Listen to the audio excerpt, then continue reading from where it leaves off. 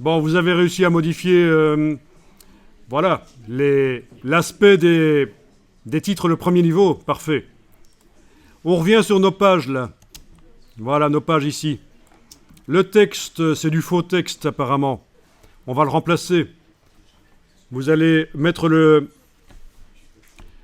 l'outil texte n'importe où dans le texte ici. N'importe où. Vous allez faire commande A pour tout sélectionner. Et puis touche suppression. Là aussi, nous n'avons pas supprimé le bloc, nous avons supprimé le contenu. Voilà, si je reviens avec la flèche noire et je regarde les blocs, ils sont toujours là. J'ai simplement cliqué avec l'outil texte dans le bloc. J'ai fait commande A pour faire édition, tout sélectionner. C'est à ça que ça correspond en fait. Et puis, j'ai enfoncé la touche suppression et le texte est parti. Parfait.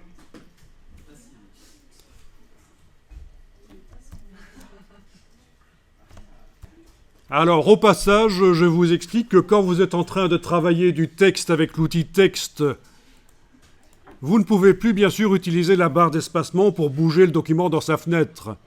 Dans ce cas-là, vous allez devoir enfoncer la touche Alt pour arriver à bouger le document dans sa fenêtre. Donc, systématiquement, quand vous êtes en train de travailler du texte avec l'outil texte, pour bouger dans la fenêtre, ce n'est plus la barre d'espacement, c'est la touche Alt. Logique, hein, puisque ça ferait des espaces, la barre d'espacement, comme son nom l'indique.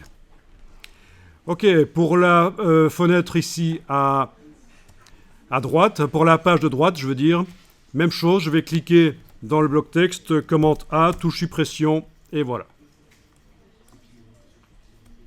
Et on va remplacer ça par un autre texte qu'on va aller chercher notamment sur Wikipédia. Alors, je vous conseille d'utiliser éventuellement Firefox pour aller chercher le texte. Comme ça, on sera tous synchro parce que le copier-coller ne donne pas toujours le même résultat suivant le navigateur. Vous savez peut-être que les navigateurs Firefox et Safari notamment ne sont pas basés sur la même technologie. Donc ça ne donne pas toujours le même résultat quand on va chercher des infos. Safari, c'est technologie WebKit. Firefox, technologie Gecko. Pour ceux qui ne savaient pas, les navigateurs web ne fonctionnent pas tous sur la même base technique.